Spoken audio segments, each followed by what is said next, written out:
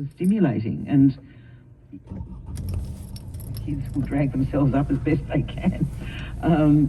But you know, there are regrets, and there's one point in the book where I talk about being on the set of Little Fish, and the character had to break down on her own because she can't find her heroin-addicted daughter or recovering daughter. And I took a photo of my two boys and put it on the set where it couldn't be seen, but I could see it. And that was my trigger, because I had so many regrets of all the things that I wished I'd been able to do.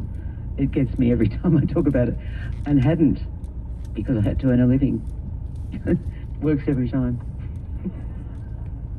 And you know that when you take something on, I mean, when I was offered presenting the movie show on SBS, you know, we had a family dinner, and, you know, I put it to everybody and to say, you know, what do you reckon? And the kids go, yeah, you know, Mum's going to be on television.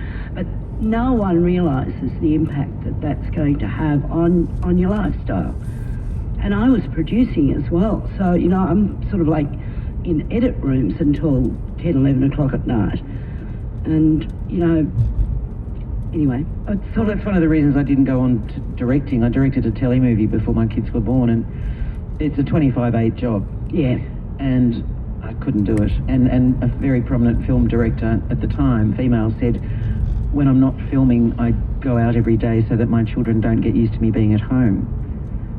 And I thought, well, what's the point? So, you know, that's the main reason I chose Better Homes and Gardens, because at least I was at home. Even though there was a crew there making life hell, at least I was at home and I could go to the piano lessons and I could go to the soccer matches and, you know, be present, not going away all the time, because it was not a career advancement, but it paid well, gave me some security, and I was able to sort of be slightly different, just a slightly more grown-up version of Noni on Play School, because it was the same thing, making the most of what you've got. And that's what we were doing as a couple, and as a mum, I was doing that too. So I tried, it was sort of a reality show within a lifestyle show at the time. I can't imagine, you know, filming in your own house. I mean, chaos. Don't bother. No, I'm not going to. It's in the book. Well, yeah, the precariousness of a freelance life too.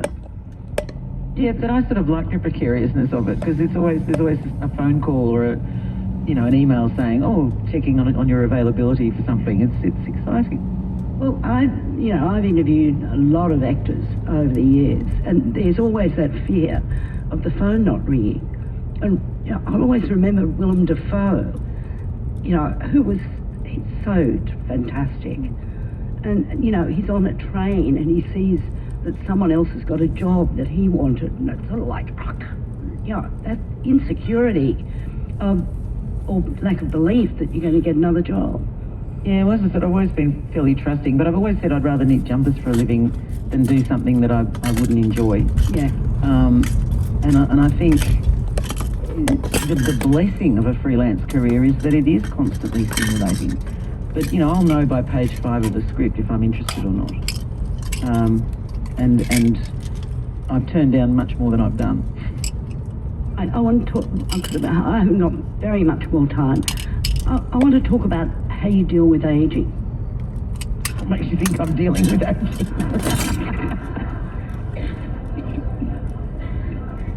You get to 40 and you think, and Nicole said that to me. She said, when she was 40, she said, oh, well, you know, I think my acting career is on the way. And I went, oh. And of course, it isn't. It's just you adapt to, you know, the different roles that you're offered, or you're perceived as being capable of different roles. I mean, well, I think also as prominent female actors have gotten older, like Gina, what's her name, who's done so much for women in America? Gina Rollins? No, not Gina Rollins.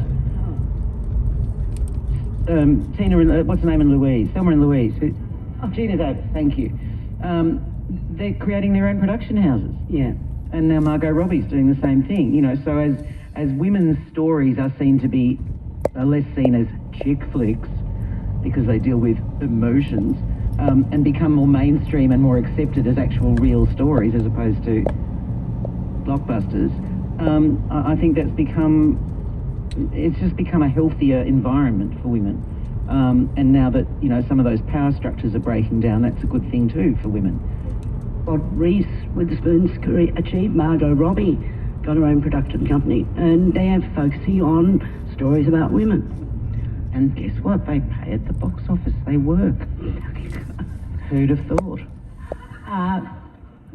My final question is, now you're sort of like really passionate and really outspoken about a lot of things, and some people really love you for it, and I imagine there are a few people who are not so keen on it.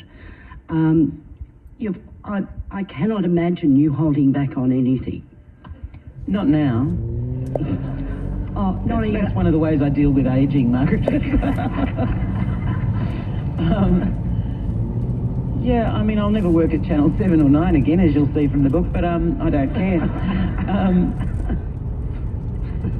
Yeah, I am passionate about things because I think we have to be. It's a lack of passion that allows people to get away with stuff. And we're at a tipping point. Well, I love your passion for the arts in this country, Yeah, and there will be people who don't like, me stating my case, and that's okay. I mean, journalists sometimes say to me, what do you want the audience to feel? And I say, well, I don't know. Everyone's going to feel differently. I can't tell what the audience is going to feel like. Some people will leave at interval. Some people will love it. Some people will hate it. Depends on how they hear it or how they perceive it. So, you can't generalise. And I've always thought if one person reads the book or sees the film and changes their attitudes to be more empathetic to their fellow human beings or their family members, job done. But I'm not going to influence everybody to think like me. I don't want everyone to think like me, but I think it's important for women to tell stories so that we get different points of view and we understand that you can't make generalisations about women or about actors or about Australians, because no two of us are the same. However, we share more similarities as human beings than differences, and that's the important part. That's where the arts connect us.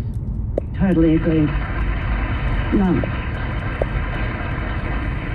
Because when I was presenting movies on SBS, I got the soft art house slot. Because I was like, yeah, exactly. And it always disappointed me where audiences would want to see a very mediocre French-Canadian telly movie rather than a really fabulous film from Africa. And it's that cultural familiarity that we're drawn to. In fact, we should go, no, I'm going to go wherever great stuff is being made. Anyway, I'm not going to pontificate anymore. It's questions open to the audience. Is there anybody who would like to ask Noni a question? Thank you, Noni, for everything that you've given us. But I just wanted to say, you mentioned that you had rejected quite a number of roles. Was there ever a role that you rejected that once you had seen it performed, you thought, oh, I could have done that? No, because once I rejected it, I didn't have any desire to see it, so I never saw it. No, there were roles that I've seen other people do that I would have liked. I'd kill to have some of Jackie Weaver's cast-offs, for example, but again, I think she's made some questionable choices with her subsequent roles as well. So, there's an element of right place, right time with what you do, but no, I don't. If I've dismissed it in script form, I'm not going to watch it. Hi, Noni. Hi. I recently saw you perform Mother in Melbourne, another amazing story of Christy.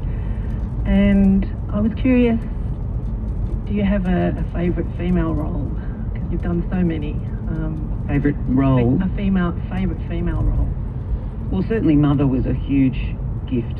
It was written for me by Daniel Keane, one of Australia's less known playwrights who is honoured in Europe. That's probably the biggest challenge I've ever done, that role, to be on stage alone for 39 pages of monologue. Is a great challenge. But it's just lovely to be able to take the audience on a journey and have full responsibility for their journey. That's been a real joy, especially now that I have this new attitude to the work where, I know it's all I have to do is honour the writing. and tell the story to the best of my ability as if for the first time. That's probably my favourite. But Elizabeth Bligh comes a close second, I think. I've seen June again, and you haven't commented on that at all, but I think it has relevance to this group.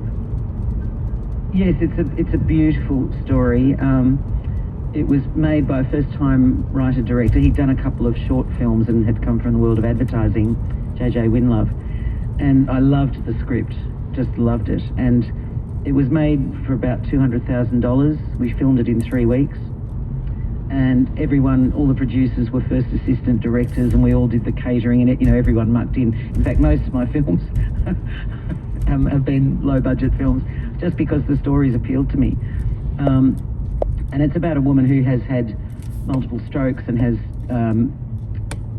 completely lost her memory and has been in a home for 5 years and suddenly one day wakes up with clarity. And once I established that that was actually possible, that can happen occasionally, I was happy to go along with it. But if it was a fantasy, I didn't want to be part of it because it would be silly. They stretched the moment a bit that she has that consciousness, but I just thought it was a lovely story about a woman, a mother trying to fix her broken family and realising that they were probably okay by themselves, was all right. So a beautiful script, and I was very proud of it. It was a lovely film. Hi Naomi. Hello. It's really nice to have your company with us all here today. Thanks. I wanted to ask you, in the book you